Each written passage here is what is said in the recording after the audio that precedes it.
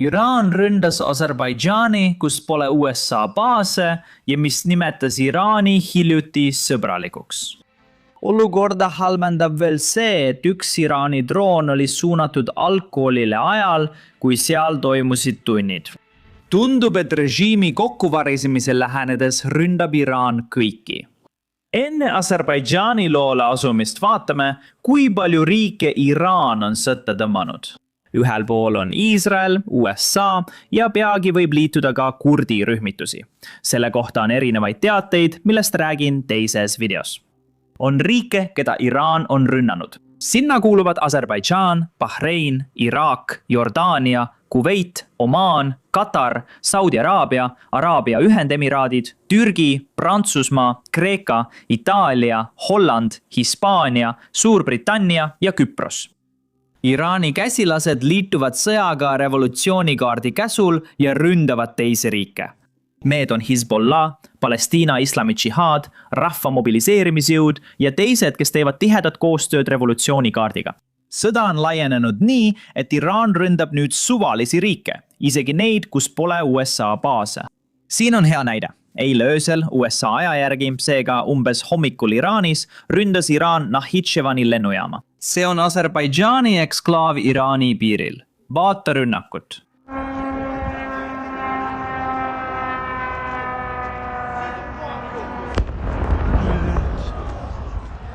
Iraan ei piirdunud lennujaamaga, vaid ründas ka piirkonna algkooli. Kuula seda klippi. See on õige tee. See on tee. See on tee. Ta nutab. Poota föö.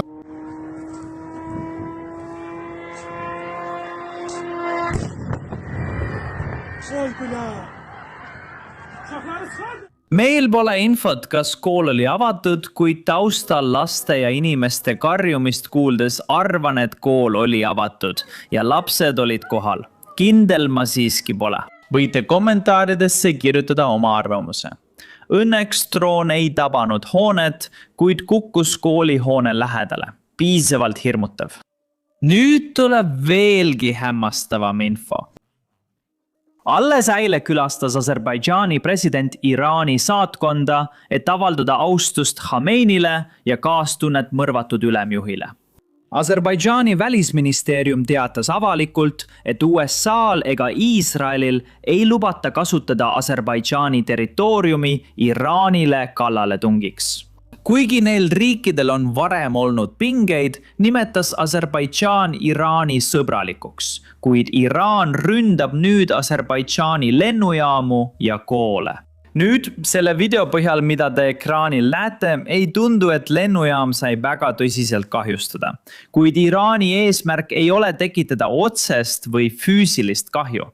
Iraan tahab rünnata ülemaailmset majandust, seetõttu sihitakse lennujaamu. Selgitan, miks nad ründasid Aserbaidžaani lennujaama. Vaadake seda kaarti. Vaadake Euroopat ja Aasiat ühendavat lennuliiklust. Pärast Lähis-Ida sõja puhkemist suunati kõik Iraani õhuruumi läbinud lennud ümber Aserbaidžaani kaudu. See on 170-miiline koridor, mida lennufirmad kasutavad Aasia ja Euroopa reisijate ühendamiseks. See tähendab, et Aserbaidžaanist on saanud ülemaailmse lennunduse varutee ja väga oluline sõlmpunkt sisuliselt kogu maailma majandusele, vähemalt ülemaailmsele lennumajandusele. Iraani eesmärk ei ole siin sõjaline kahju, sest nad ei suudaks Ameerika Ühendriike võita. Nad tahavad põhjustada majanduslikku kahju, et maailm survestaks USA-d peatuma. Seetõttu ründavadki nad Dubai lennujaama, mis on maailma tihedaima liiklusega. Seetõttu ründavad nad Katari lennujaama, mis on üks maailma tihedamaid. Nad ründavad Aserbaidžaani lennujaama, sest sellest on saanud uus ülemaailmse transiidi marsruut. Kahjuks Iraani revolutsioonilise kaardiväekorpuse jaoks võib see olla Iraani seni suurim viga. Las ma näitan miks. Lähme tagasi selle etnilise kaardi juurde, millest rääkisime paari video eest. Vaata seda uuesti. Näed seda kirdeosa, mis on punane. Seal elab Iraanis vähemusena aseri rahvus.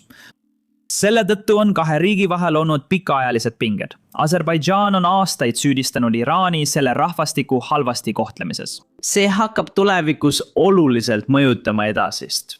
palun vajuta allpool tellimise ja meeldimise nuppu. See aitab meid algoritmis, eriti kuna Iraan kulutab palju raha interneti propagandale. Püüame tõde levitada ja botidega võidelda. Vajuta meeldimise nuppu, jätkame.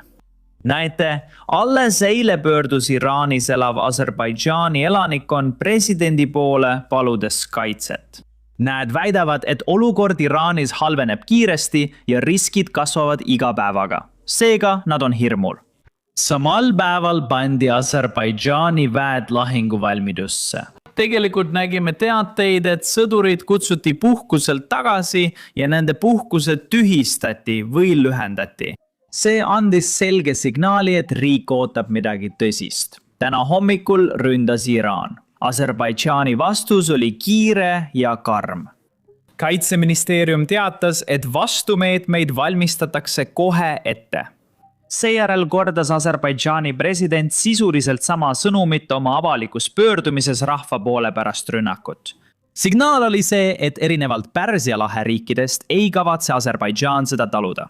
Siis üritas Iraan taganeda. Nad ei vabandanud, vaid ütlesid, see ei pruugi olla meie tegu. Kuulake Iraani asevälisministrit. Asevälisminister, me saime sõna otseses mõttes vaid mõni minut tagasi teate, et Iraani rünnaku sihtmärgiks oli Aserbaidžaani Nakhitševani lennujaam. See uudis jõudis meieni vahetult enne eetrisse minekut. Mis on seal tegelik olukord? Milline on teie info selle kohta, mis juhtus Aserbaidžaani Nakhitševani piirkonnas? Bismillahirrahmanirrahim. Me ei sihi oma naaberriike, tead. Sellest juhtumist olen ma kuulnud teie käest. Ma peaksin uurima, mis on selle info allikas ja milline see info täpselt on ning saan hiljem kommenteerida. Suur tänu. Kindlasti, mis puudutab Islami Vabariigi poliitikat, tegelikult naaberriike rünnata või sihikule võtta, välja arvatud juhul kui meie vastaste, nimelt sionistliku režiimi ja Ameerika Ühendriikide sõjaväebaasid on seal aktiivsed ning neid kasutatakse süütute inimeste ründamiseks Iraani Islami Vabariigis. Sest me oleme algusest peale teatanud, et kui piirkonnas on sõjaväebaasid ja neid kasutatakse Iraani ründamiseks, kui ameeriklaste väed on kohal, võtame nad sihikule. See oli meie poliitika ja sellest piisab. Põhimõtteliselt väidab asevälisminister, et me ei ründa naaberriike, kuid nad on rünnanud kõiki Lähis-Ida riike. Ma arvan, et põhjus on USA baasides neis riikides, kuid pole loogiline, miks Iraan ründaks Küprost, seal pole USA baase. Ja lisaks sellele ei ole loogiline, miks Iraan täna ründab Aserbaidžaani. Aserbaidžaanis ei ole ühtegi lääneriikide baasi, rääkimata meist.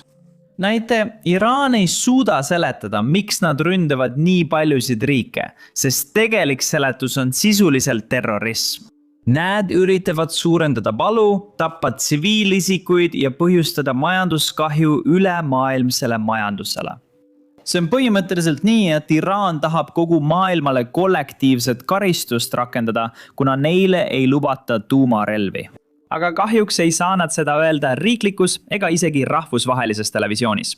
Ja seepärast nad mõtlevad välja valesid, mis ei vasta sellele, mida nad tegelikult teevad. Õnneks Aserbaidžaan ei usu Iraani juttu. Kohe pärast seda Iraani avaldust reageerisid Aserbaidžaani ametnikud kiiresti ja ütlesid, kuigi Iraan väljendab austust naaberriikide suveräänsuse vastu, kinnitati, et 4 Iraani drooni sihtisid tsiviilinfrastruktuuri ja keskkooli.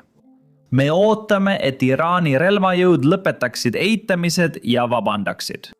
Aserbaidžaan ei keeruta diplomaatiliselt, vaid mõistab nüüd otsekohe hukka. Aserbaidžaan polnud ainus uus riik, keda Iraan eile ründas. Teine riik oli Gruusia, riik, millest pole seni räägitud. Vaatame, mis juhtus. Gruusia võimude teatel toimus nende territooriumil droonirünnak, mida õhutõrje püüab tõrjuda. See polnud juhuslik. Iraanil on tegelikult väga konkreetne sihtmärk, mida ta püüab tabada. Baku Tbilisi Tšehhani torujuhe kulgeb Aserbaidžaanist läbi Gruusia, Türki ja lõpeb Vahemere ääres, tarnides umbes 30% Iisraeli naftast. Ja tundub, et kui Iraan eile Türgit ründas, üritasid nad sihtida just seda torujuhet ning paistab, et nad püüdsid sama teha ka siis, kui nad ründasid Gruusiat. Iraan tahab veenduda, et Iisrael tunneks selle sõjavalu, eriti oma riigi sees. Selle asemel, et lihtsalt Iisraeli rünnata, püüavad nad nüüd sihtida ka Iisraeli naftavarustust. Ainult aeg näitab, kui palju Iraan sõda laiendab, kuid nende trikid ei toimi. See on tänaseks kõik. Mina olen Sam ja kohtume järgmises videos.